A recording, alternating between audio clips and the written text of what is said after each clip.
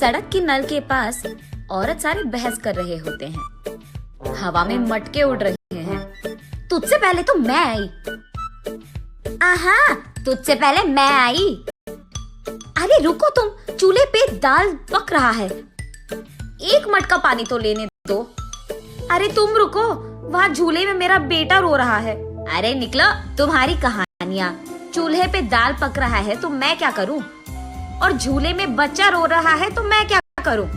ऐसे उन दोनों औरतों को बगल में धकेलकर तीसरी औरत नल के पास आकर उसका मटका भर देती है। इतने में वही बगल में आमने सामने घरों में रहने वाले मंदाकिनी और मंगतायरू उनके अपने अपने मटके लेकर वहाँ आते हैं। एक दूसरे को देखते ही वो दोनों गुस्से से लाल हो जाते हैं। मंगतायरू और मंदाकिनी दोनों सास बहू हैं और दोनों एक ही घर में रहते थे। मंदाकिनी मंगतायरू से बहुत लड़कर उसके पति को मनाकर अपनी सास के घर से बाहर आ जाती है। दोनों का अतीत उनके सामने आता है। एक मटका पानी लाने के लिए इतना नाटक करती थी, जब भी कुछ काम बोलूं यहाँ दुख रहा है वहाँ दुख रहा है कहती थी। और अब देखो, मेम साहब सुबह ही उठकर मटका में पानी भरने नल के पास आ रही है। सुबह उठते ही सारे पकवान को भैंस की तरह खाती रहती है, चीजों को यहाँ से वहाँ तक नहीं लगाती है। लेकिन अब देखो, भैंस चल के आ रही है मटके पानी के लिए। ऐसे एक दूसरे को कोसते हुए वो दोनों नल के पास आते हैं। सबसे पहले मंगतायरू पानी के लिए उसकी मटका नल के नीचे लगाती है। लो, आ गई भैंस। आते ही अपना मटका लगा दिया इसने नल के नीचे, जैसे इसका बाप का जागिर हो। ऐसे उसका मजाक उड़ाकर मंगतायरू की मटके को एक जोर का झटका देती है। बस मटका ऊपर उड़कर नीचे गिरता है। बाप रे, कितनी घमंडी है ये। मेरे ही बेटे के पैसे खाते हुए मुझे भैंस कह रही है, और ऊपर से मेरे ही लड़के को लात मारा तुमने।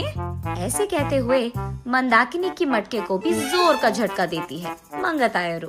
मैं तुम्हारे बेटे के पैसे नहीं खा रही हूँ, तुम ही मेरे पति के पैसे खा रहे हो। मेरे सारे बनाए हुए पकवान को सुबह से रात तक खाती रहती है तो भैंस की तरह ही दिखेगी ना। भैंस कहीं की मेरे ही मटके को लात मारती है। कितनी घमंडी है तू।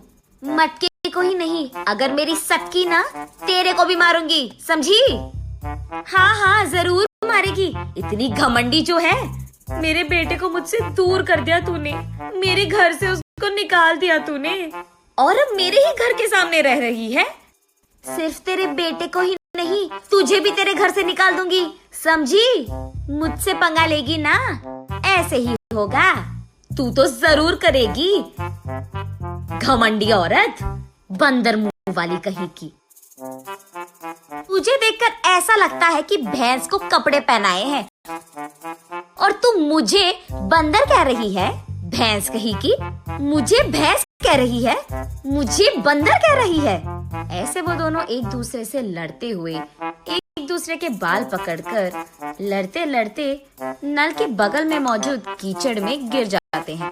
ये सब दूर से देख रहे बाप बेटे दोनों एक दूसरे को देख हंस पड़ते हैं। मंदाकिनी घर में सारा काम करते हुए रहती थी। उसे देख मंगतायरू, क्यों बहू, लगता है कि नल में ना पानी खत्म हो जाएगा, जाकर दो मटके ले आ बेटी। ऐसे ऑर्डर देती थी मंगतायरू। मंदाकिनी के हाथों बनाए सारे पकवान खाते हुए वो हमेशा शिकायत करती थी कि इसमें नमक कम है और इसमें मिर्ची ज्यादा है, ये तो बहुत तीखा हो गया, ये तो बहुत मीठा है। उसके शिकायत सुनने के 2 दिन बाद तक मंदाकिनी रसोई घर का मुंह भी नहीं देखती थी, रूठ कर अपना मुंह लटकाती थी। तब चुपचाप मंगतायरू को ही सारे काम करना पड़ जाता था। जब मंदाकिनी सारा घर को साफ करके 2 मिनट लेट जाती थी, तब मंगतायरू, घर के सामने रंगोली कौन डालेगा, तेरा बाप। ऐसे वो दोनों हमेशा बहस करते हुए लड़ते थे। संदीप ऑफिस से लौटते ही एक तरफ मंगतायरू और दूसरी तरफ मंदाकिनी, दोनों उसको शिकायतें खूब सुनाते थे।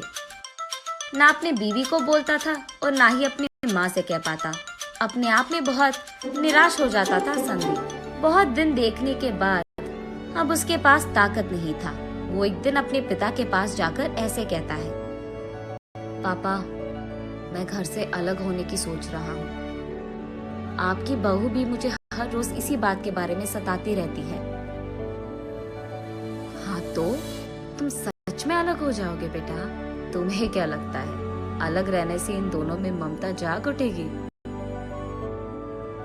ममता और प्यार भले ही बाहर ना आए, लेकिन इन दोनों को इतना तो समझ आएगा कि एक दूसरे के बिना अपने अपने घरों में अकेले रहते हुए सारे काम अकेले करते हुए कितना मुश्किल है। अब दोनों को समझ में आना है ना पापा कि अलग रहना कितना मुश्किल है। ऐसे कहता है। हाँ ठीक है, तुम्हारी मर्जी, लेकिन अभी के अभी कहाँ जाओगे बेटा? मैं कहाँ जाऊंगा, हमारे घर के एकदम सामने जो घर है उसमें किराए पे रहूंगा। ऐसे बाप बेटे दोनों ऐसी योजना बनाते हैं जिनसे सास बहू अनजान है। इन दोनों को सबक सिखाना तो छोड़ो, एकदम पागलों की तरह लड़ रहे हैं ये दोनों।